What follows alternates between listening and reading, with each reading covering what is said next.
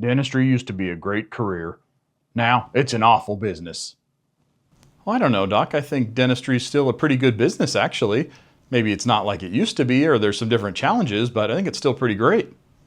I used to just hang my sign, people would come in my practice, they'd accept all my treatment and pay me whatever I wanted. It was a dream. It's awful now. I mean, that's true. It used to be probably a bit easier. You did just hang your sign and people came through the door and you got new patients. Might have to try a little bit harder now, but some simple changes might make a difference. Have you ever thought of maybe scraping down this old like popcorn ceiling and modernizing a little bit and see if maybe that brings some people in? I'm not going to go making a bunch of changes to this practice. Fashion and all that stuff is cyclical. This is going to come right back around, and in a year or two, I'm going to feel like a fool for scraping down that popcorn ceiling. I'm going to be on the cutting edge of style. I just got to wait it out. Okay. Well, what about maybe some other changes, like some new chairs or something a little more comfortable? I see that you purchased these back when I think like Nixon was in office. You know what? I think you're right. I think Nixon was in office when I bought those chairs. I remember the trade show I went to when I bought them. Man, they wined and dined me. They took me out on a boat ride full of free blow. You don't get stuff like that no more. Well, I can't argue with you on that one, Doc. I've been to a lot of trade shows and no one's ever offered me a free boat ride. Well, I got to go prep an amalgam with my belt-driven handpiece, so it was nice talking to you. Thanks for listening to my stories, kid. Well, Dr. How do you say that name? Dr. Grumpy? It's Grumpy. Oh, sorry, Dr. Grumpy. Well, I hope you start to turn it around and you start enjoying dentistry again, because from my experience, dentistry is still amazing! Over the past 16 years, I've stepped foot through the door of almost 1,000 dental practices and helped design and build more than 100 of them. And these are the things I've learned along the way. My name is Rick, and welcome to The Dental Evangelist.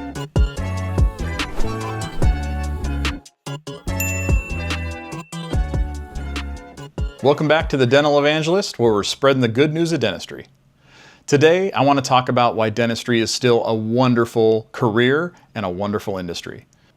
I got to go to lunch with two fairly new practice owners, a husband and wife team in their early 30s, and we sat and talked for probably close to 2 hours. They'd owned this practice for about a year. They've learned a lot. They've experienced a lot even in that year, but I was so impressed with them. They were extremely and are extremely intentional with everything they're doing in the practice. Their patient experience, they know their numbers, their marketing budget, they're tracking patients, where they're coming from.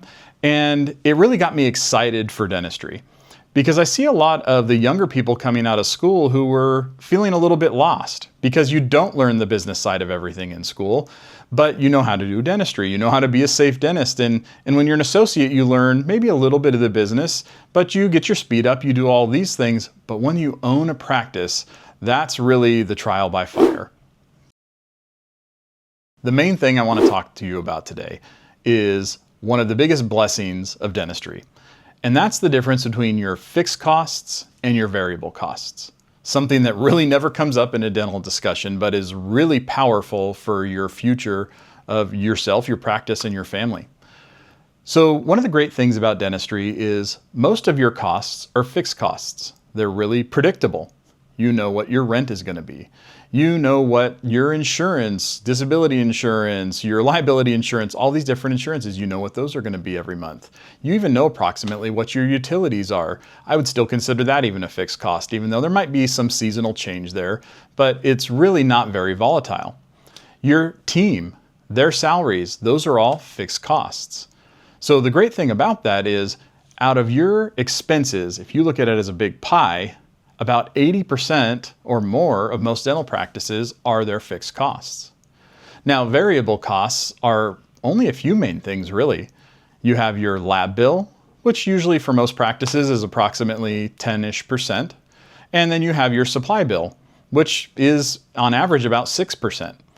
You do have another variable cost or two in there, one of them being maybe your marketing, but marketing could also be a fixed cost if you're on a plan that you do it every month, or you're not paying for marketing at all. that can be a fixed cost. It can be a variable cost if you're doing online ads and changing it wildly, but you have so much control over which that one is or if you do it at all. So one of the other variable costs is going to be technical service. Now, this is probably the biggest curveball in our industry for a variable cost because you don't know when something's going to break and you don't know how much it's going to be when it breaks. So I'm not going to talk too much about that in this video because really this is something I think you should have almost like a practice emergency fund to cover. This should not be something ideally that you're cash flowing, but something where you can take out of a little reserve account to cover some of these service peaks and valleys.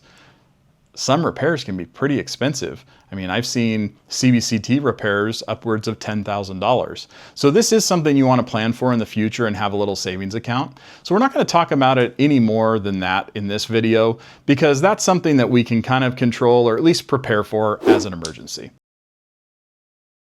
So the two main things I want to talk about are that lab bill and your supply bill. When you look at the average, that's only around 16% of a normal average dental practice, which means that you have like 74% in a normal average dental practice being your fixed costs, your overhead, including your own salary most likely. The reason that that is such a blessing is once you do enough production in a month to cover your fixed costs, that means all of your growth beyond that number is like 74% on average profit. You get to take that home. That's incredible. There are not many businesses that can take home that much of their growth. Not many or any that I can think of. As I mentioned before, I work for one of the biggest distributors in the country, and I can tell you our business works very differently. I can do twice the business I did last year, and my profit margin is the same in the end. Most of us as dental dealers with equipment, supplies, everything we do, they're looking to put maybe 8 cents of every dollar to the bottom line. That's not a lot of profit. It's a lot of work, a lot of effort to get to that 8 cents. But imagine now that you have been operating a practice that, I don't know, brings in $700,000 a year, kind of a good average practice.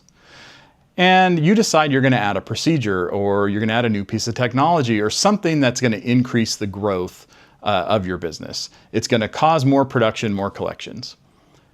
What I think most dentists don't realize is you're taking home the lion's share of that additional collection.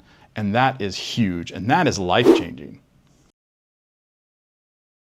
This idea of your fixed costs being such a big part of the overhead in a dental practice is really a force multiplier for your goals.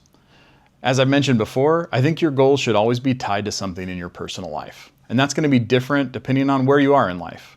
For the young couple I had lunch with before, they're still growing their family. They're still growing their business.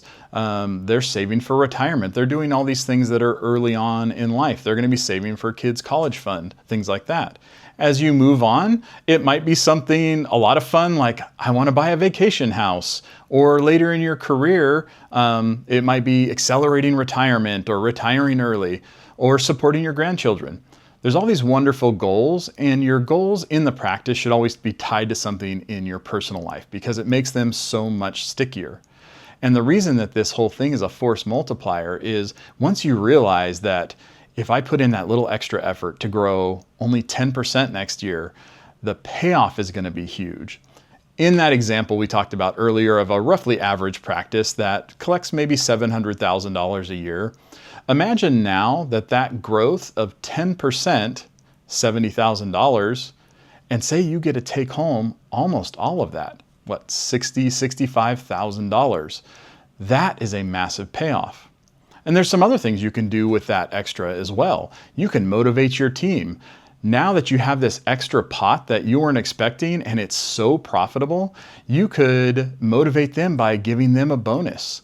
You could take some out of that to get them involved and get them want to grow and get excited and make some of the most loyal employees that you'll ever have because they feel like practice owners. They're getting a share of the profit.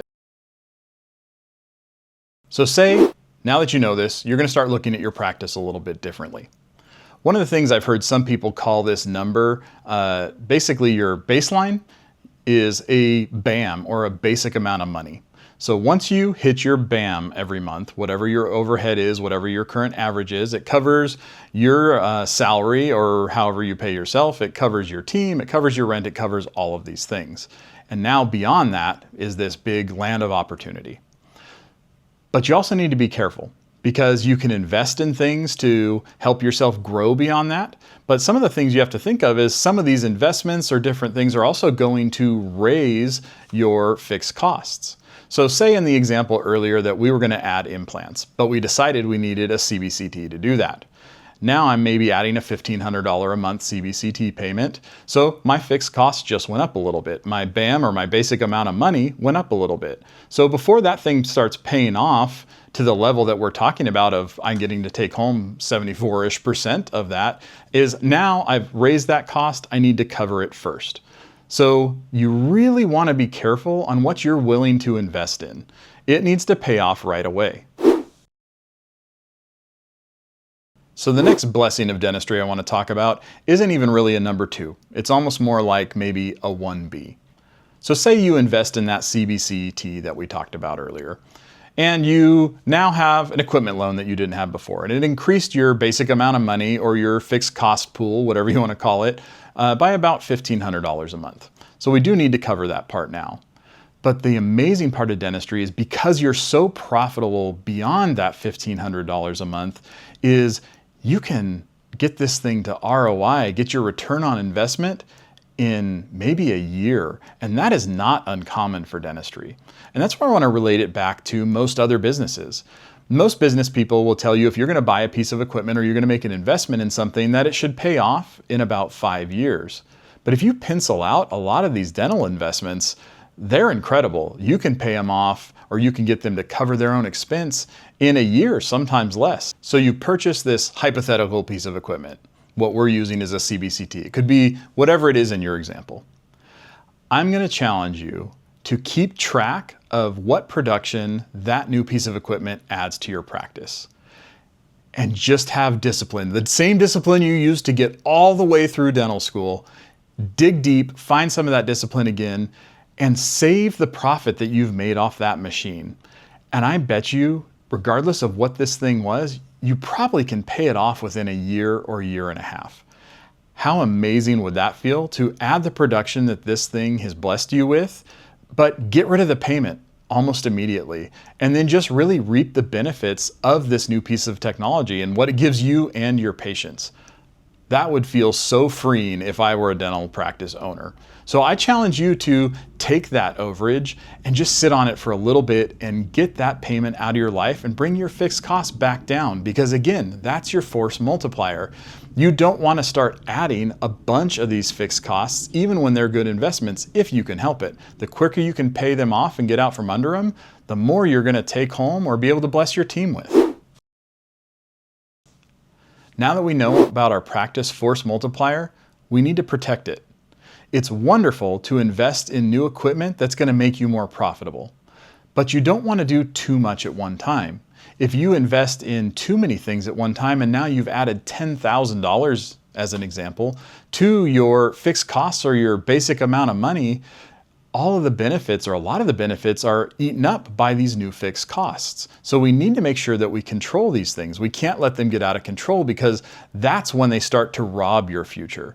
And really, we want this force multiplier to build your future, not to take it away from you. One of the things that's really hurt my heart in working with dentists for 16 years is, for the most part, y'all are just wonderful people serving your patients and your communities and your families your whole career. But I constantly see doctors who are stressed out and over-leveraged, and that's not the way I don't think you want to live. It's not the way I want to see you live. Dentists are in the top 3 riskiest groups for not being able to retire and maintain their lifestyle. It's physicians, attorneys, and dentists. And I think that's largely because you all use so much of your discipline when you're young, going to school so much longer than the rest of us, that when you come out, you feel like, oh, I'm a dentist now. I finally get to buy my new car. I get to buy my $1 million house, and I'm going to buy a practice. And you know what? Let's get some of this equipment and let's invest in that and this. And before you know it, you look up and with your student loan and everything, you might be $2 million in debt. And all of a sudden, it's not fun anymore. So that's why we have to protect this force multiplier. We can't let it get out of control. And if you can just have the discipline to let this thing pay off and use the first profits from it to pay it off, that big fixed cost is not going to grow. It's just going to allow you to reach your goals and bless your practice and bless your family. Let's take that road. So far, we've talked about your fixed costs, or your BAM, your basic amount of money, being sort of this box that doesn't ever really change. And that's, I think, the goal. But it does change. There are things that change it. And this is, again, where we need to be careful. We don't want to lose our force multiplier.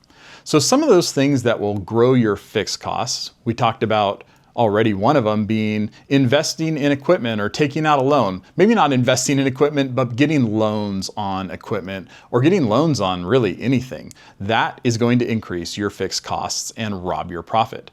So you need to be really intentional when you invest in any of those things. One of the other things is if you add a team member.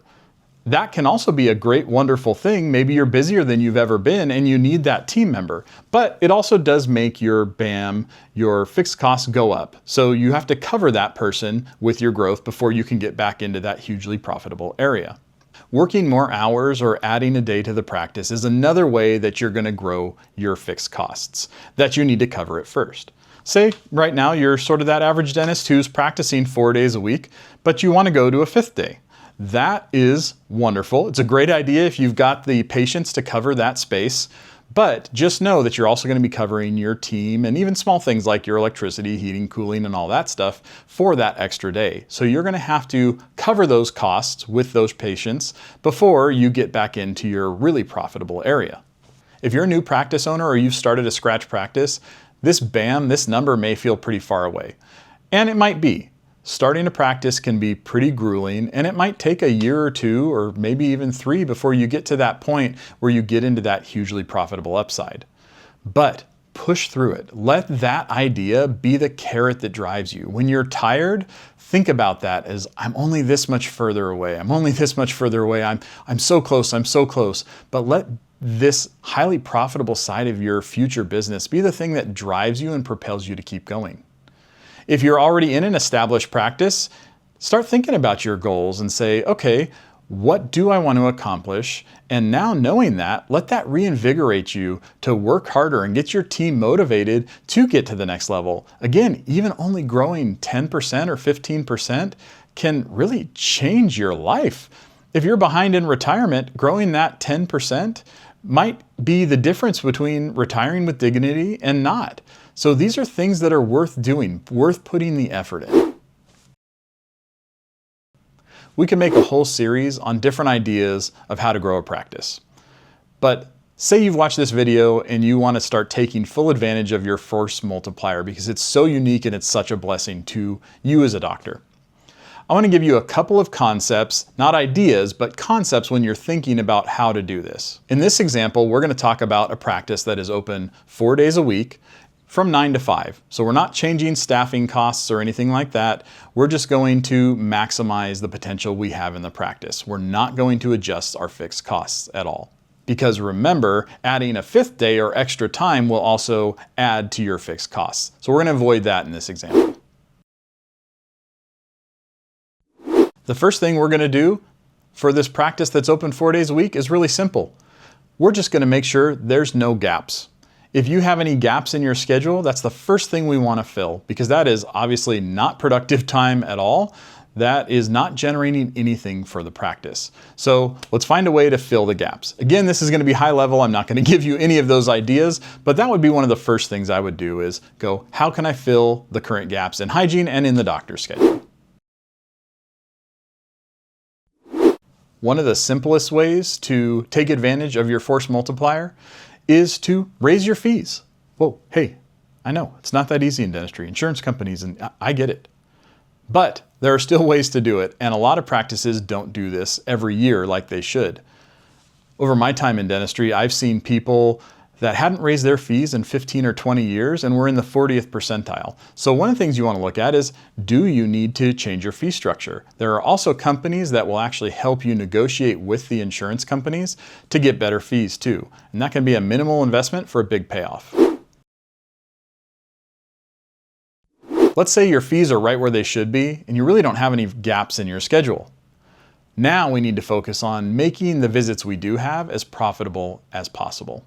And that might be something as simple as just adding varnish to every hygiene visit. It might be doing a periodic exam twice a year instead of once a year, because you can do 2 of those now. Some of these simple changes add up into big profits when we're not changing our fixed costs. Or maybe it means becoming more efficient with the procedures you're already doing. If you can shrink down the time of a procedure through better workflow, making sure your assistant isn't getting up and out of the chair multiple times during every procedure, and you can consistently start shaving time off to even just see 1 extra person a day, that can make a big difference. There's even a laser on the market that will cut anesthesia free reliably, for real, and you can work in all 4 quadrants, but you're not anesthetizing the patient. So it can take about 10 minutes off of each procedure.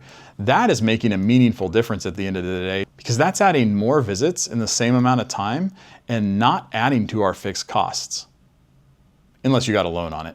Years ago, when I was a territory rep selling supplies, it always made me chuckle when some company would come out and say, oh, we have a new bonding agent and it'll save you 10 seconds every time you bond. And I'd always think, wow, they might have an extra 3 minutes at the end of the day. And that's a joke.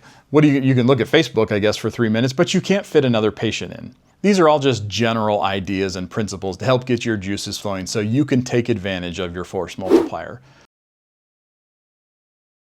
Well, I hope this video got you excited about your force multiplier, this huge blessing to you as a dentist that a lot of people don't have.